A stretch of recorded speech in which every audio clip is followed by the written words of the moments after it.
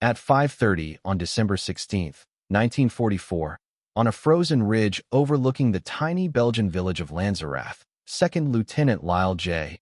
Bulge Jr., 21 years old, barely 3 years in uniform, commanding an intelligence and reconnaissance platoon of only 18 men, pressed his face against his field binoculars and watched in disbelief as more than 500 German paratroopers advanced through the mist below, the spearhead of Hitler's last great gamble, the opening blow of the Battle of the Bulge. His platoon was never meant to hold ground, never meant to fight a pitched battle, never meant to stand alone on a ridgeline against an entire battalion.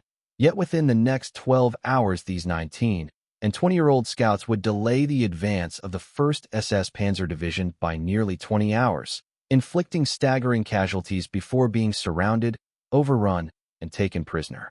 How could a handful of reconnaissance soldiers, dug into shallow snow pits, cut off from command, armed with nothing more than rifles, a bar, and a radio that barely worked, stall the most feared armored formation in the German army? And what happened on that ridge that caused one of the most astonishing small unit actions of the entire war to remain forgotten for decades? By December 1944, the Western Front appeared to be collapsing in Germany's favor only in Hitler's imagination. In reality, the Wehrmacht was bleeding out, short on fuel, aircraft, and experienced officers, but the dictator believed that a single, overwhelming counteroffensive through the Ardennes could split the Allied armies, retake Antwerp, and force a negotiated peace.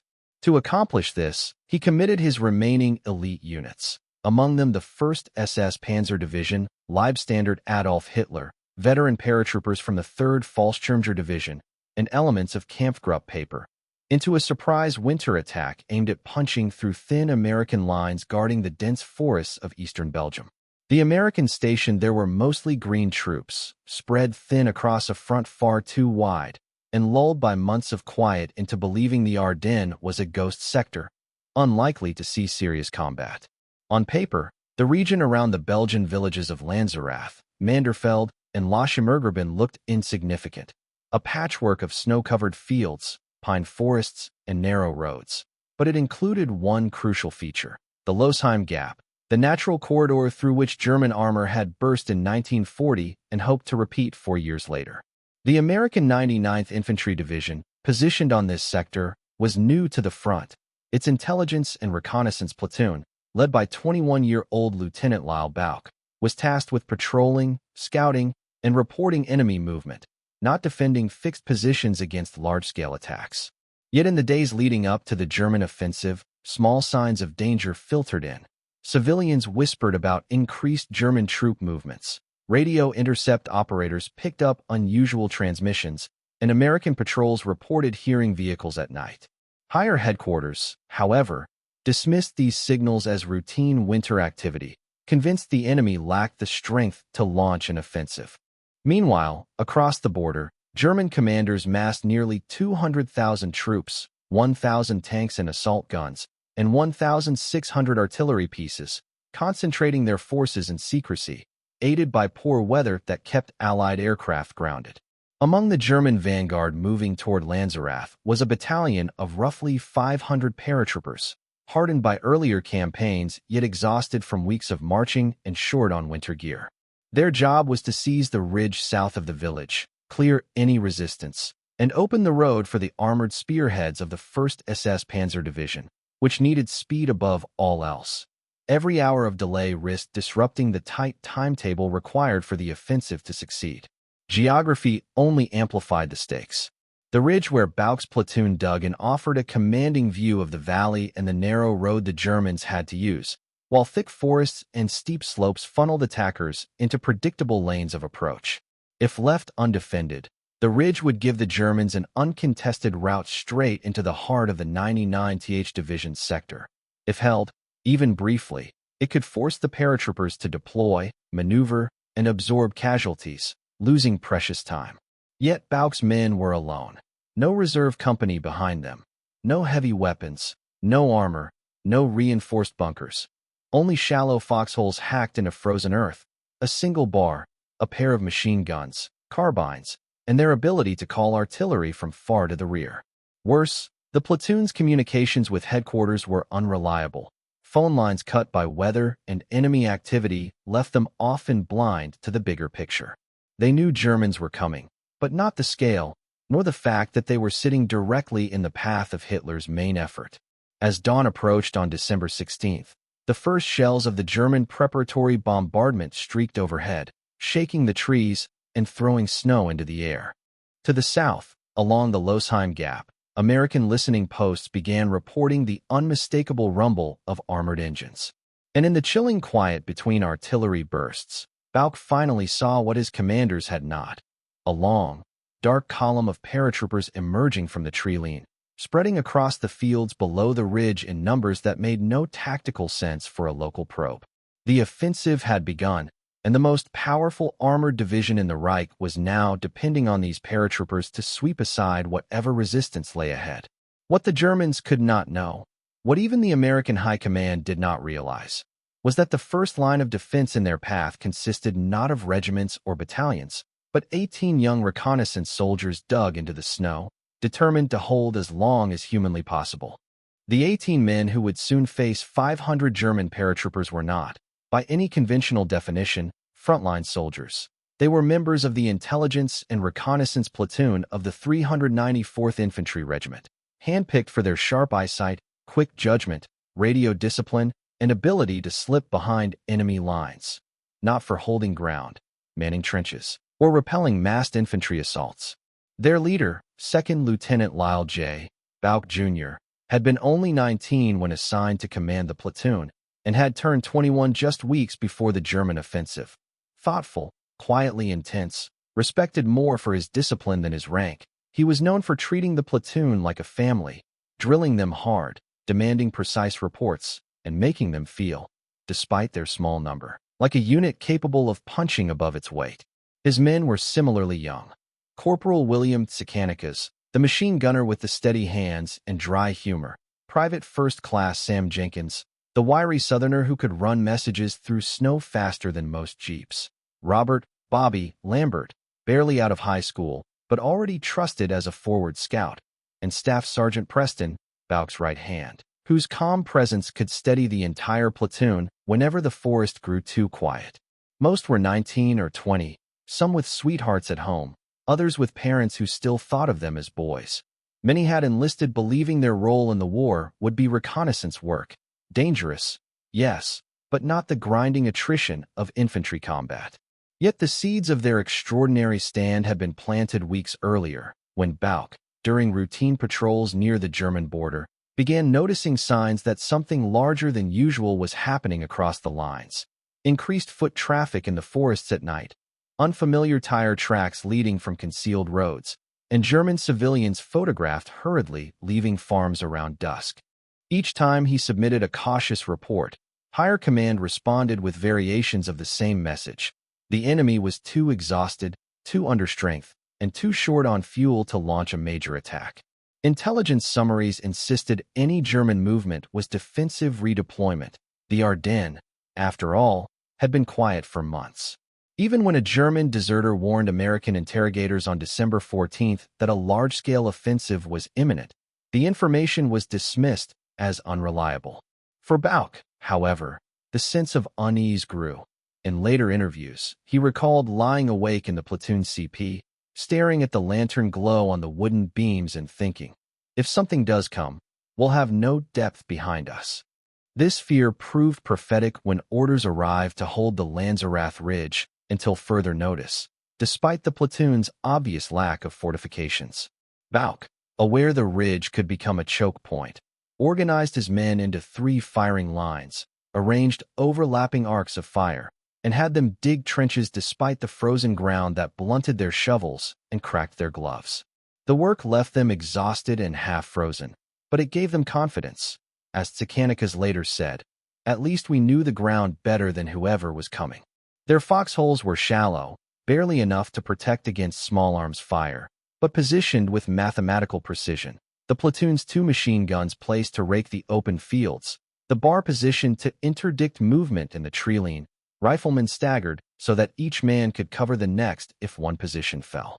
The forward artillery observers attached to the platoon, Lieutenant Willett, Sergeant Piersma, and Private McGee were critical assets, able to call and fire missions from the 371st Field Artillery Battalion.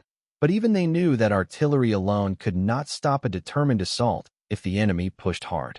The question troubling Bauch was not whether the Germans would attack, but when and in what numbers, and whether his tiny platoon would have the time or the means to alert the regiment behind them. The answer came with devastating clarity at dawn on December 16th, when the artillery bombardment woke the platoon like a physical blow. Shells screamed overhead, exploding on the reverse slope of the ridge, shaking snow loose from the trees and filling the trenches with frozen dirt. Bauch instinctively reached for the field phone, dead. The radio sputtered, hissed, and then crackled weakly, unable to reach battalion HQ. For the first time, he grasped the full implication of their position. They were alone, blind, and cut off. Yet even then, he did not consider withdrawing. The ridge, once abandoned, would become an open highway for the enemy, and Bauch could not bring himself to leave without knowing someone else was coming to replace them. His men sensed this unspoken decision. Preston's steady voice carried across the trenches as he checked ammunition. Jenkins jogged between foxholes to ensure everyone had dry socks and extra bandages. No one talked about retreat. No one asked for orders that would not come.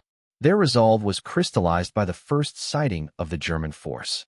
As the fog lifted, Bauch looked through his binoculars and saw not a patrol, not a reconnaissance element, but a column stretching across the fields, hundreds of figures advancing in disciplined lines. Paratroopers, Fallschirmjäger, moving with the confident rhythm of experienced soldiers. For a few seconds, Bauch said nothing. Then he lowered the binoculars and whispered, "There are too many." But within that same breath, something shifted.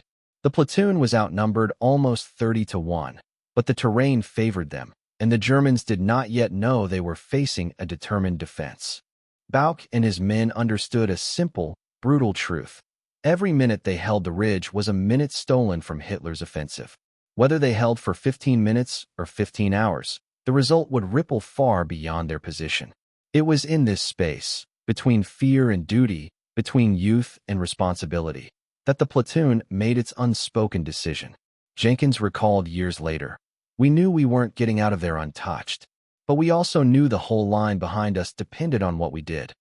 This psychological shift, from reconnaissance observers to last-ditch defenders, came not from orders, but from a shared recognition that someone had to stand on that ridge, and they were the only ones there. Even when Bauch considered sending a runner to the rear, the bombardment and German patrols made the route impossible. The only messages that would reach Battalion HQ were those sent by the bodies of German soldiers piling in the snow. The ingredients of the coming battle were now set. A numerically insignificant platoon with perfect fields of fire, a massive enemy force unaware of the trap they were walking into, and an operational plan from Berlin that depended entirely on speed. Bauch's men were anxious but not panicked, afraid but not broken. They had one advantage invisible on any map. They believed they could buy time, and they were prepared to pay for it. As they loaded their rifles, checked their foxholes, and waited for the paratroopers to step into range, another question hovered in the cold air, one that none of them dared voice aloud. When the storm finally broke, how long could 18 young men really stop 500? At 7:58 on December 16, 1944, the first German scouts emerged from the treeline north of Lanzerath, crouched low against the swirling snow, unaware that 18 American reconnaissance soldiers were watching them from concealed foxholes along the ridgeline. Rifles already shouldered, breaths held in the freezing air.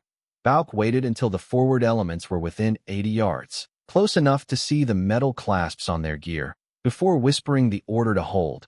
Then, at precisely 8:12, as a larger formation of paratroopers advanced across the open field in staggered lines, he gave a sharp nod, and the ridge erupted in a single, devastating volley. The crack of Garand's and the ripping burst of Tsikhanakis's machine gun, tearing through the still morning and dropping the entire first row of attackers, sending the formation into chaos as survivors dove for the ground or scrambled toward the forest. Within minutes, the Germans regrouped and launched their second probe, attempting to flank the American right. But the ridge's terrain, steep, slick, and threaded with brambles, funneled them into a narrow approach where the bar team cut them down at 40 yards, forcing them to withdraw under the cover of smoke grenades. At 9:30, the Germans shifted tactics and executed a coordinated assault. 2 squads advanced through the field while a third attempted to crawl unseen along a shallow depression.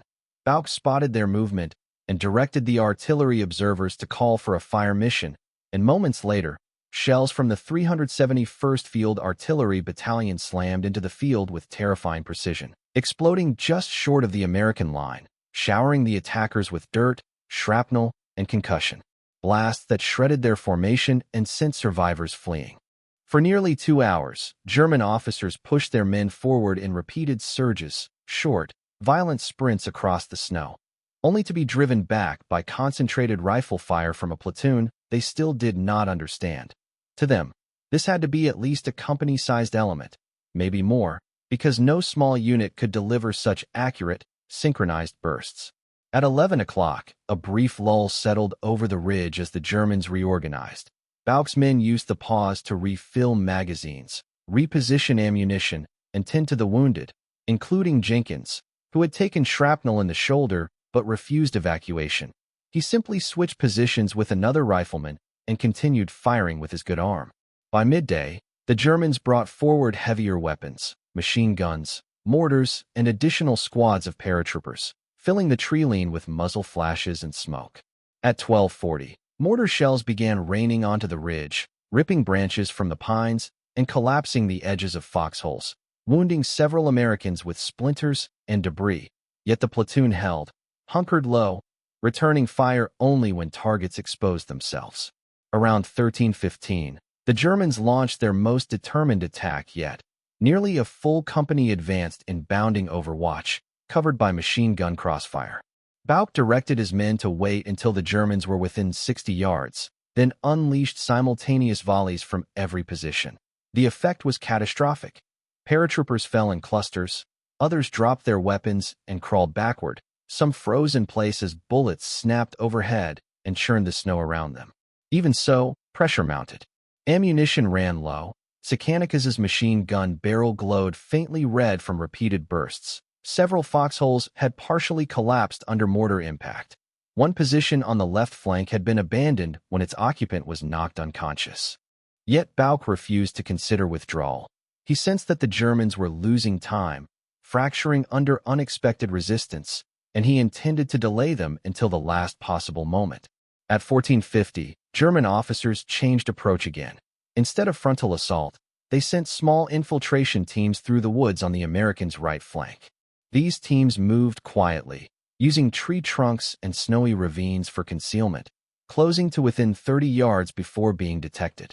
A desperate close-range firefight erupted, bullets cracking through branches, splinters flying like tiny knives. Private Lambert, holding the bar, fired until the weapon nearly jammed, forcing one infiltration team to retreat in disarray. But the Germans were adapting quickly. By 15:30, they had pinpointed several American firing positions and were calling mortar strikes with improved accuracy. Shells exploded directly atop the ridge, shaking the earth and tossing frozen soil over the foxholes. One blast wounded 3 men on the left flank, temporarily silencing a machine gun position. Bulge crawled through the snow from hole to hole, encouraging his men, reallocating ammo, repositioning the remaining machine gun to cover the most threatened sector. Despite mounting casualties, several men now bleeding through bandaged arms, faces blackened with dirt, the platoon continued to fire with deadly precision, each bullet extending the delay the Germans could not afford. At 16:10, as daylight began to fade toward the early winter dusk, the Germans launched the assault that would finally break the ridge's defenses, a wide, enveloping maneuver that sent multiple squads creeping through the forest on both flanks, while others advanced across the field, using fallen comrades as cover. For the first time, paratroopers reached within 20 yards of the American line, firing into foxholes, throwing grenades that rolled down the snow toward the trenches. Bulge shouted orders above the gunfire, coordinating a last defensive stand, calling artillery danger close, so close that several American positions were showered by debris from their own supporting fire. But the end was inevitable. As foxholes fell one by one, Germans flooded into the ridgeline, overpowering isolated defenders in brief but brutal close-quarters struggles. Jenkins was captured only after being knocked unconscious. Sakanikas, protecting his jammed machine gun, was surrounded by a dozen paratroopers. Bauch, hit by shrapnel in the leg, crawled behind a log before being discovered by German soldiers who, stunned by the intensity of the defense, reportedly asked him, "How many of you are there?" "2 companies." When Bauch told them, 18, they refused to believe him at first. By 1700 hours, darkness enveloped the ridge, gunfire tapered into silence, and the last Americans were captured, exhausted, wounded, nearly out of ammunition, but alive. Unbeknownst to them, their stand had delayed the advance of the 1st SS Panzer Division by nearly 20 hours, throwing off the timetable of Hitler's most ambitious offensive and forcing German armored units to funnel into traffic jams along the Losheim Gap. The paratroopers who captured Bauch's platoon, recognizing the extraordinary resistance they had faced, treated the prisoners with a mixture of respect and disbelief, unaware that the consequences of the day's battle would echo across the entire Ardennes. For Bauch's 18 men, the ridge was lost, their bodies battered, and their weapons taken, but they had accomplished the impossible. They had turned a platoon's worth of firepower into a roadblock that had stalled an army.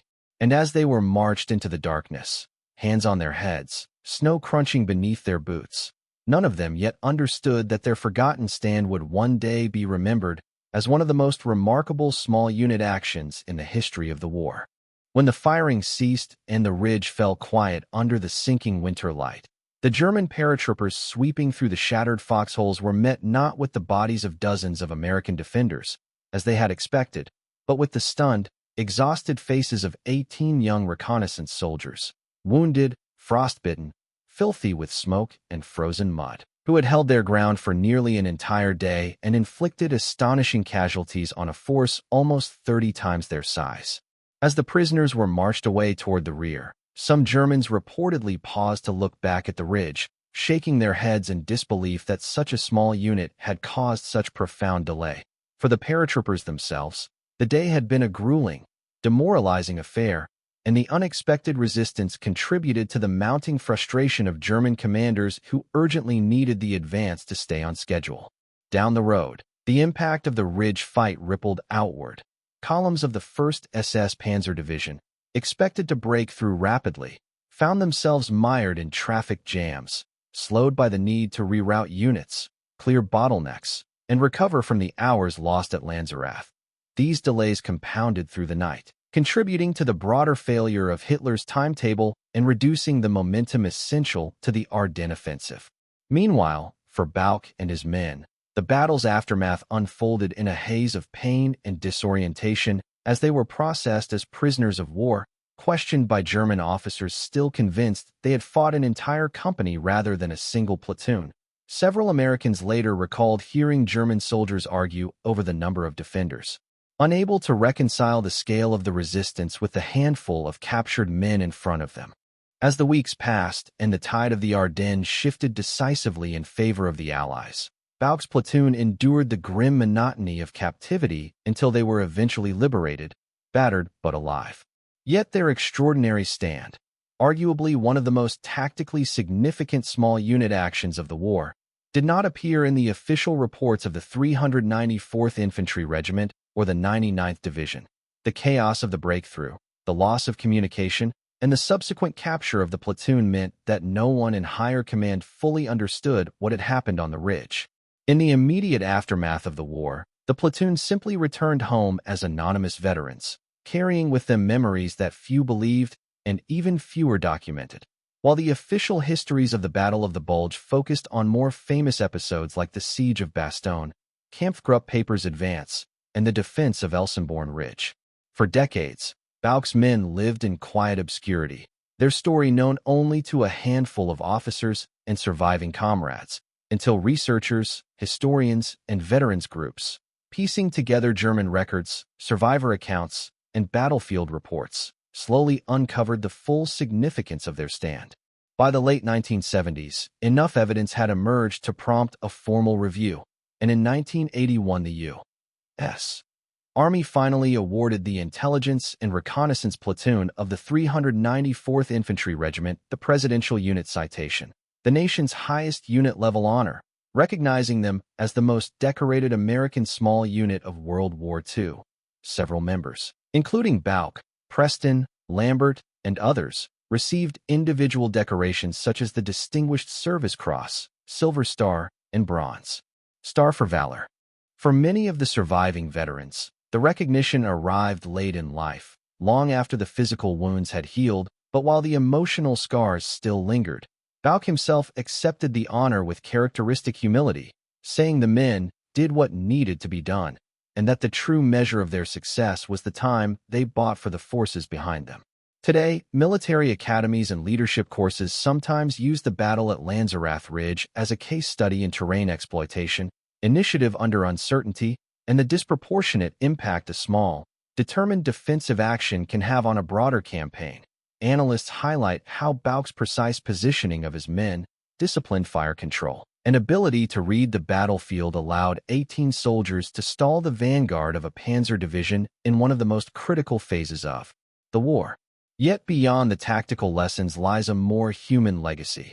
The reminder that heroism is not always recognized in its own time, that the quiet resolve of young soldiers, most not old enough to legally drink, some barely out of high school, can alter the course of battles, and that history often overlooks those who stand their ground simply because no one survived to write the report.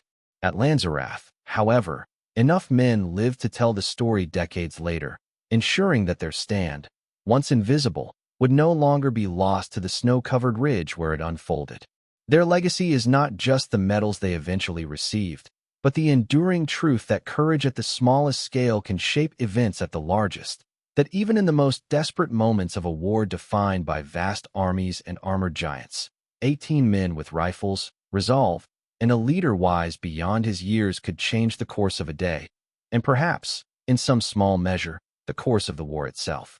In the fading light of that frozen December evening, as 18 exhausted young Americans were marched away from the ridge they had defended with every round, every heartbeat, and every ounce of strength they possessed, the snow settled quietly over the shallow foxholes that had become their improbable fortress, and the world moved on unaware that a single platoon had changed the tempo of Hitler's last offensive.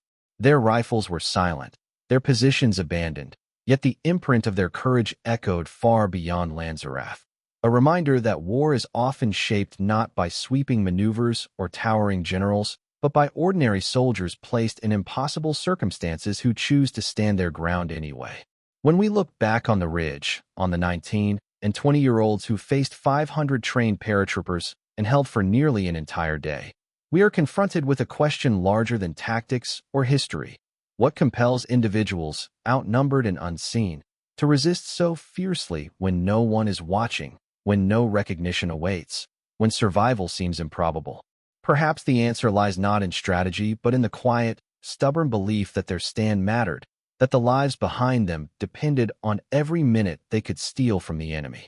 And so their legacy endures, not as a forgotten footnote, but as a testament to duty carried out in the cold, to bravery unrecorded until decades later, and to the extraordinary impact of those who refused to break. If this story moved you, share it, honor the men who fought on that ridge, and let their example remind us that even the smallest stand can shape the course of history.